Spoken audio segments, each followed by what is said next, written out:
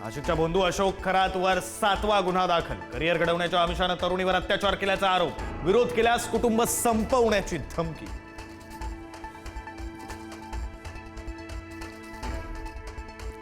बंधू अशोक खरातने दिले तब्बल 5 नरबळी। सरकारी वकिलांच्या खळबळजनक दाव्याने नाशिक कोर्टही हादरलं। काळी जादू करण्याचं सांगत घेतले बळी।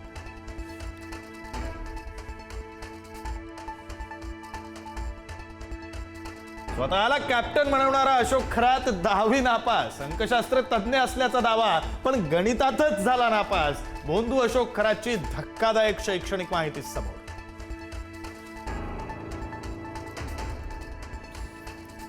लोकसभा निवडणुकीमध्ये आणखी एक खरात कनेक्शन। निवडणुकीमध्ये यशासाठी उमेदवाराने घेतली होती भोंदूबाबाची मदत। एसआयटी कडून राजकीय अँगलची सखोल चौकशी होणार, सूत्रांची माहिती।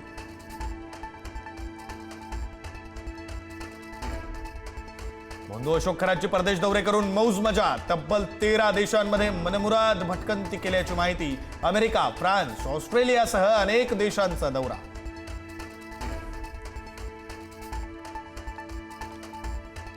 बंधू अशोक खरातने कमावली कोट्यवधींची संपत्ती। 10-12 वर्षात तब्बल 1,500 कोटींचं साम्राज्य उभारल्याची माहिती। मोठे अधिकारी आणि राजकीय आश्रयामुळे वाढली ताकद।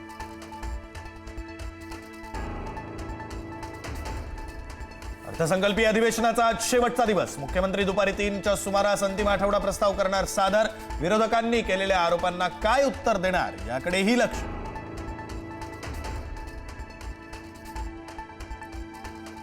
पश्चिम आशियातील युद्धाच्या संदर्भामध्ये केंद्र सरकारने बोलावली सर्वपक्षीय बैठक। संध्याकाळी 5 वाजता संसद भवनामध्ये बैठक। सर्व पक्षांचे गटनेते राहणार उपस्थित। इस्रायलच्या तेल अवीव शहरावर इराणचा मिसाईल हल्ला। इस्रायलच्या निवासी इमारतीचा काही भाग उद्ध्वस्त।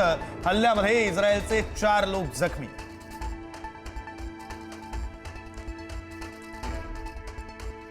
काँग्रेसच्या ज्येष्ठ नेत्या सोनिया गांधींची प्रकृती स्थिर। काल तब्येत बिघडल्याने सर गंगाराम रुग्णालयात केलं होतं दाखल। राहुल गांधी आणि प्रियंका गांधीही होते सोबत। इच्छा मृत्यूची परवानगी मिळालेल्या हरीश राणांचं निधन। 13 वर्षांपूर्वी सुरू असलेली मृत्यूशी झुंज अखेर संपली। नवी दिल्लीच्या एम्स रुग्णालयात घेतला अखेरचा श्वास।